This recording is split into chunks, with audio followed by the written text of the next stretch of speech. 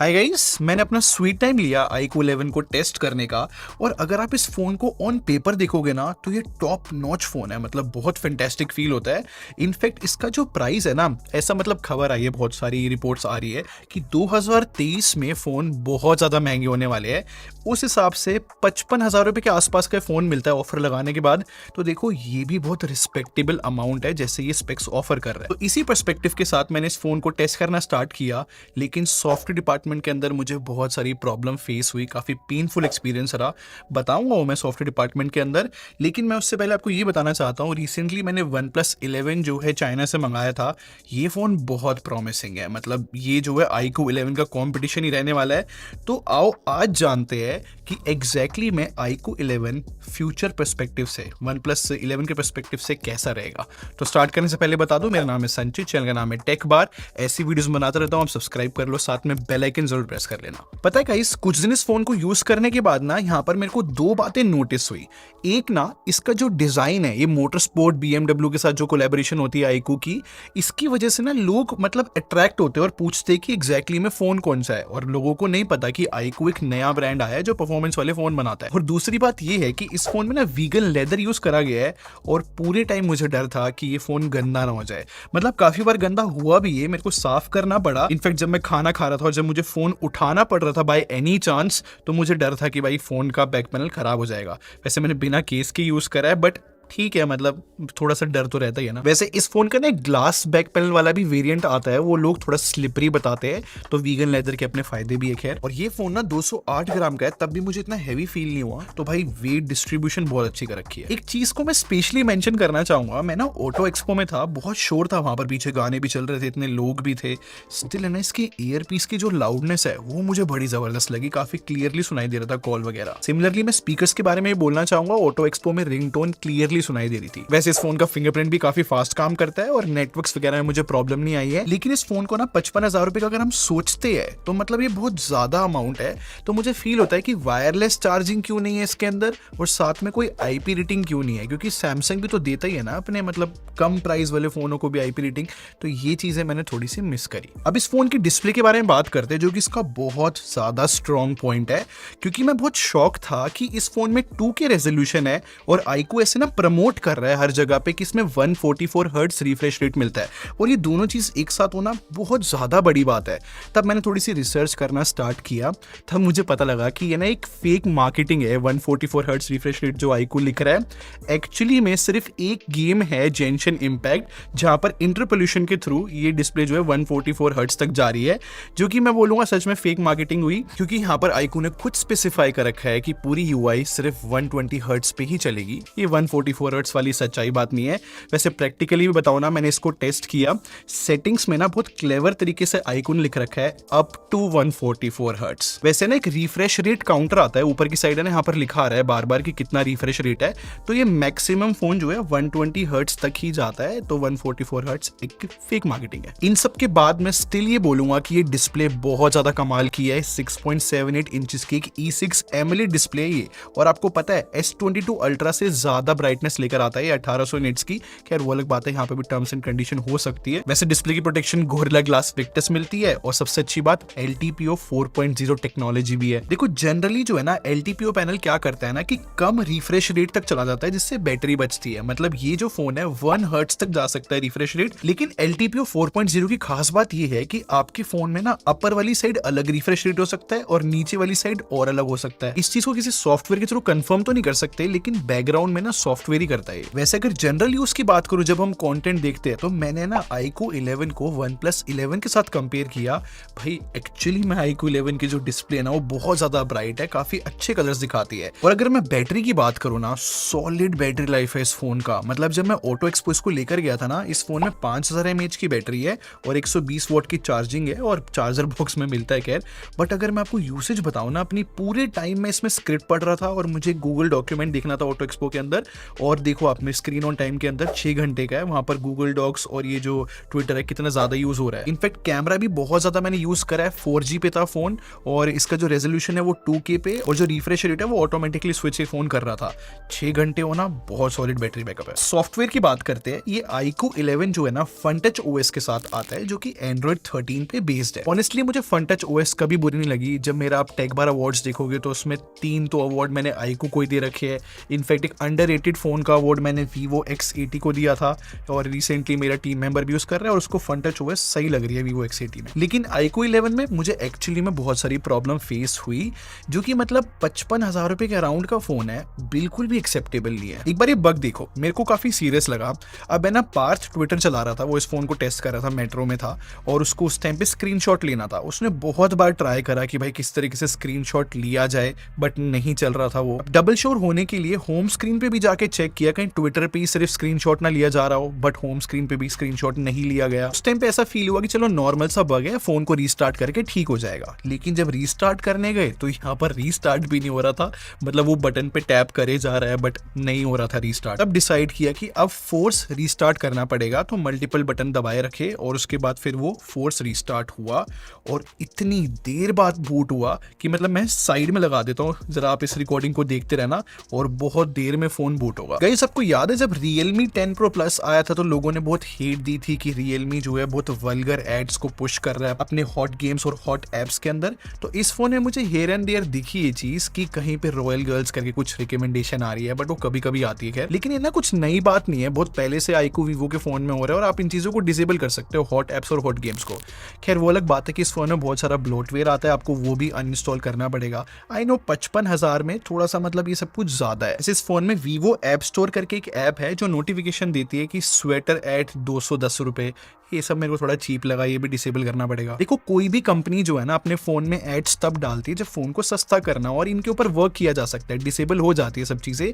लेकिन है ना मुझे इस फोन में एक और बग देखने को मिला। लो लाइट फोटोग्राफी कर रहा था मैं और मैंने कैमरा ऐप खोली और वो एंटायरली फ्रीज हो गई, मतलब मैं बार बार टैप किए जा रहा हूँ किसी और ऑप्शन के ऊपर, कहीं पे भी टैप नहीं हो रहा। उसके बाद मैंने डिसाइड किया कि चलो कैमरा ऐप को बंद करके दोबारा खोलते हैं। ऐसी प्रॉब्लम ना जनरली हर एक फोन में आती है, आईफोन में भी आ जाती है, बट ये होता है ना कि जब आप रिसेंट ऐप में जाके रैम में से हटा दो ऐप और दोबारा लॉन्च करो तो ठीक हो जाता है, बट ये रीलॉन्च करने पे भी ठीक नहीं हुआ। तो ये भी एक मुझे दिक्कत वाली बात लगी। तो मुझे इन चीजों की वजह से ना फील नहीं आई कि भाई मैं 55,000 का एक फ्लैगशिप फोन यूज कर रहा हूँ। ऐसे मेरे को बहुत सारे बग्स देखने को मिले, मैं हर चीज तो रिकॉर्ड नहीं कर सका, लेकिन ये कि पेनफुल एक्सपीरियंस हो जाता है और एक्सेप्टेबल नहीं है इस प्राइस सेगमेंट पे। बाय एनी चांस आपको फील हो रहा है कि मैं इतने महंगा फोन क्यों खरीदूं, मैं इतना कॉम्प्रोमाइज क्यों करूं सॉफ्टवेयर के अंदर, तो मे बी परफॉर्मेंस अगर आपको बहुत ज्यादा पसंद है तो ये बहुत अच्छा डिपार्टमेंट है इस फोन का, क्योंकि यहाँ पर स्नैपड्रैगन 8 Gen 2 मिलता है, बिल्कुल लेटेस्ट, UFS 4.0 है, LPDDR5X रैम है और इन सारे क्वालिटी हार्डवेयर के साथ हमें एक अच्छा कूलिंग सिस्टम भी मिलता है जो फोन को ज्यादा हीट नहीं होने देता। ऑब्वियसली इतना क्रेजी हार्डवेयर है तो यहाँ पर Antutu स्कोर भी 12.5 लाख का है और Geekbench का जो मल्टी कोर स्कोर है वो 4862 है और मुझे तो CPU थ्रॉटलिंग भी एकदम सॉर्टेड लगा, ग्रीन ग्राफ था। खैर इस फोन में सब कुछ इतना पावरफुल डला हुआ है, मुझे बोलने की नीड नहीं है, बट हाँ ये फोन जो है नॉर्मल टास्क बहुत अच्छी तरीके से परफॉर्म कर लेता है। बट इसकी रैम मैनेजमेंट मुझे थोड़ी सी ऑफ लगी। मैं समझाता हूँ क्या हुआ। जेंशन इंपैक्ट में इस फोन में इंस्टॉल कर रहा था, वो है ना बहुत हैवी गेम है, वो अराउंड ना 20 GB का गेम है। तो जनरली क्या होता है कि मैं किसी भी फोन के अंदर उसको डाउनलोड करके साइड में रख देता हूँ। अब मैंने जब इसमें वापस जेंशन इंपैक्ट खोला, डाउनलोड करके छोड़ दिया था तो वो बंद हो चुका था। आई थिंक iQOO को रैम मैनेजमेंट थोड़ी सी बेटर करनी चाहिए। खैर इससे ना गेमिंग के बारे में बताना चाहूंगा क्योंकि ज्यादातर लोग इसको गेमिंग के लिए खरीदेंगे। और इसमें एक और खास चीज है, इस फोन में ना Vivo V2 चिप डली हुई है जो इंटरपोल्यूशन में बहुत हेल्प करती है, मतलब स्क्रीन के ना वो फ्रेम रेट्स बढ़ाती है। और पता है इंटरपोल्यूशन होता क्या है कि जैसे जेंशन इंपैक्ट है उसके ना बेस फ्रेम रेट 60 FPS के है, तो जब आप इस फोन में जाओगे ना तो इंटरपोल्यूशन ऑन करके जेंशन इंपैक्ट 144 FPS पे खेल सकते हो। कितनी माइंड ब्लोइंग बात है ये। और मैंने OnePlus 11 की वीडियो में आप लोग को एक बात बताई थी कि स्नैपड्रैगन 8 Gen 2 ना लेटेस्ट प्रोसेसर है, तो अभी सारे गेम है ना ऑप्टिमाइज नहीं है, मतलब बेस्ट सेटिंग नहीं मिलती उनमें। जैसे कि iQOO 11 की अगर मैं बात करूं तो कॉल ऑफ ड्यूटी जो है लो अल्ट्रा अल्ट्रा सेटिंग पे मिलता है। लेकिन मुझे एक बात याद आई कि इस फोन में ना 4D वाइब्रेशन है, जो इसकी वाइब्रेशन मोटर ना बड़ी फैंटास्टिक है। फायर करते समय मतलब अच्छा हैप्टिक फीडबैक आता है। और एपिक्स लेजेंड की बात करूं तो ओरिजिनल नॉर्मल सेटिंग मिलती है और एक्सट्रीम HD अल्ट्रा सेटिंग भी मिलती है। देखो सीधी बात तो ये है कि गेमिंग के लिए बड़ा पावरफुल फोन है। और अब फाइनली कैमरे के बारे में बात करते हैं। यहाँ पर भी मैं आपको थोड़ा ज्यादा ही टाइम लूंगा, डिटेल में बताने वाला हूँ। देखो कैमरा सेटअप डाउनग्रेडेड थोड़ा सा है, 50+8+13 का ट्रिपल कैमरा सेटअप है। और देखो 55-60 हजार रुपए के फोन में ना 8 मेगापिक्सल का अल्ट्रा वाइड थोड़ा सा सूट नहीं करता, क्योंकि जो पिछले साल का iQOO 9T भी था ना, उसमें भी 13 मेगापिक्सल का अल्ट्रा वाइड था। वैसे एक बात कहनी पड़ेगी, जैसे कि वीवो के फोन में ना बहुत सारे कैमरा के फीचर्स होते हैं ना ऐप के अंदर, और इस फोन के अंदर भी मिलते हैं। जैसे कि पोर्ट्रेट स्टाइल्स है यहाँ पर, बहुत अच्छे लगते हैं मुझे वो। और अब फोटोज की बात करते हैं, और एक अजीब पोज में लेना चाहूंगा, क्योंकि जो अब आप फोटोज देखने वाले हो आपको दिखेगा कि इतना अननेचुरल, इतना ज्यादा ब्लू स्काई आपने कभी भी अर्थ पे नहीं देखा होगा। और ये प्रॉब्लम आपको इस फोन में हर जगह दिखेगी जहां पर भी स्काई होगा, नेचर होगी। जैसे कि इस फोटो के अंदर जो है ना ट्री को कॉम्प्रोमाइज किया है लिटरली, जिससे ब्लू स्काई हो जाए। वैसे कैमरा ऐप में ना एक सेटिंग है नेचुरल कलर्स ऑफ या ऑन करने की। जब आप उसको ऑन करते हो ना, थोड़े से कलर्स बेटर तो होते हैं, ज्यादा सैचुरेटेड कलरफुल नहीं होते। चलो ऑन पॉइंट बातें बताता हूँ। वैसे इसका कैमरा जो है ना बहुत एक्सीलेंट परफॉर्म कर जाता है। मतलब कुछ कुछ फोटोज तो मुझे ना माइंड ब्लोइंग लगती है, इतने कमाल के कलर्स वगैरह आ जाते हैं। स्पेशली जो इसका 2x ऑप्टिकल वाला लेंस है ना, उससे पोर्ट्रेट मोड में फोटोज बहुत अच्छी आ जाती है। मतलब ये तो हम ऑब्वियसली एक्सपेक्ट करेंगे ना इतने महंगे फोन से। और मुझे पर्सनली एक चीज अच्छी लगी इस फोन की, कि बैकग्राउंड में ब्लर जो है बहुत DSLR टाइप लिया आता है। लेकिन गाइस पता है प्रॉब्लम क्या है? हम महंगे फोन क्यों खरीदते हैं? मतलब 30,000 के फोन कोई क्यों ना खरीदे जिसको भी कैमरा चाहिए हो? क्योंकि वहां पर थोड़ी सी इनकंसिस्टेंसी रहती है। मतलब HDR में प्रॉब्लम रहती है हियर एंड देयर। अब ये प्रॉब्लम इस फोन के अंदर भी है। बैकग्राउंड में कभी कभी जो बहुत ब्राइट सब्जेक्ट होता है तो उसको भी ये बहुत ब्राइट कर देता है। और ये प्रॉब्लम ज्यादा पोर्ट्रेट मोड के अंदर देखने में मिलती है। मैं OnePlus के साथ कंपेयर करके दिखाता हूँ, आपको ज्यादा समझ में आएगा। इनफैक्ट ज्यादा पी करने के और भी रीजन होते हैं, जैसे कि हमें एक अल्ट्रा वाइड जो है शार्प मिलेगा, लेकिन इस फोन में ना जो कॉर्नर शार्पनेस है वो बहुत बुरी देखने को मिलती है। मतलब नहीं आपको लगेगा कि 55-60 हजार का फोन है। इनफैक्ट जो मैंने आपको बताई प्रॉब्लम कि स्काई का कलर बहुत ज्यादा सैचुरेटेड हो जाता है, तो इन सब चीजों को देख के मैं बोलूंगा कैमरा बहुत एवरेज है इस फोन का। एक और इंटरेस्टिंग बात बताता हूँ, जो मैंने Vivo V2 चिप बताई थी ना गेमिंग के अंदर, वो कैमरे में भी हेल्प करती है नाइट शॉट्स को बेटर करने के लिए। अब मेन कैमरे से जब आप नाइट फोटोग्राफी करोगे भाई बहुत अच्छे रिजल्ट्स आते हैं, बहुत फास्ट फोटो खींचती है, नॉइस बहुत अच्छी तरीके से रिड्यूस कर देता है। बट जैसे आप अल्ट्रा वाइड लेंस पे शिफ्ट करोगे वो बहुत बेकार परफॉर्म करता है, मतलब प्राइस सेगमेंट जस्टिफाई नहीं कर पाएगा। वैसे कोई डाउट की बात नहीं है कि जो ये Vivo की V2 चिप है ना बड़ी हेल्पफुल है। एक ना नाइट विजन मोड भी है वीडियो के अंदर ना, कि बिल्कुल डार्क सिचुएशन थी यार, इसने उसमें भी जो है थोड़ा ब्राइट कर दिया, तो ये काम तो बहुत अच्छा करता है। इसी से ना मैं वीडियो के बारे में भी कुछ बातें बताता हूँ। 8K फोन रिकॉर्ड कर सकता है, बहुत अच्छी बात है, लेकिन मैं आपको 4K 30 FPS के यहाँ पर सैंपल दिखाता हूँ। स्टेबलाइजेशन अच्छी है और जो इसकी माइक की क्वालिटी है ना वो भी मेरे को पसंद आई। लेकिन जो मैंने आपको फोटोज के अंदर प्रॉब्लम बताई थी ना कि स्काई को बहुत ज्यादा ब्लू कर देता है, ये वीडियो में मुझे कहीं ना तो कहीं देखने को मिला। मतलब इतना क्रेजी नहीं जितना फोटोज के अंदर है।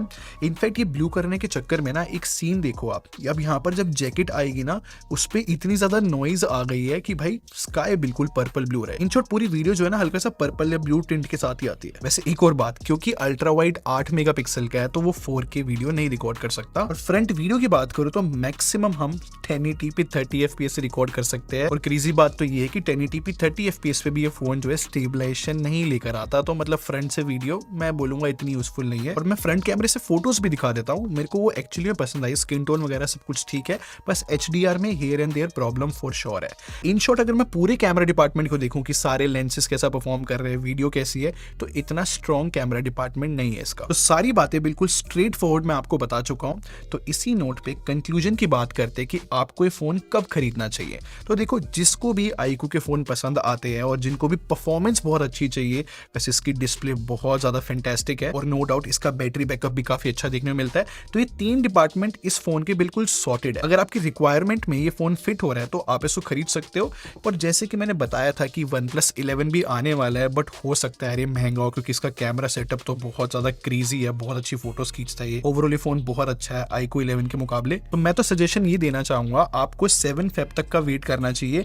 तब तक जितने भी फोन है ना 50 से 60 हजार के अच्छे सारे लॉन्च हो चुके होंगे, क्योंकि 1 Feb को सैमसंग की S23 सीरीज भी आ रही है और 7 को OnePlus 11 आ रहा है। तो देख लेना भाई, जो भी फोन आपको अच्छा लगे आप देख सकते हो। मेरे को ये फ़ोन जो है बहुत मिक्स्ड बैग लगा। नॉर्मली बोल रहा हूँ, थोड़ी सी फेक मार्केटिंग वाला पार्ट भी ना थोड़ा सा भरोसा कम करता है। आप क्या सोचते हो iQOO 11 के बारे में? मुझे कमेंट सेक्शन में प्लीज़ बताना। वीडियो पसंद आई हो, हेल्पफुल लगी हो तो लाइक बटन पर ज़रूर क्लिक कर देना। बाकी सब्सक्राइब करके हमारे टेक बर आर्मी को ज्वाइन कर लो। हम लोग क्वालिटी में बिलीव रखते हैं। अगले मिलते हैं। Thanks for watching. Bye bye guys.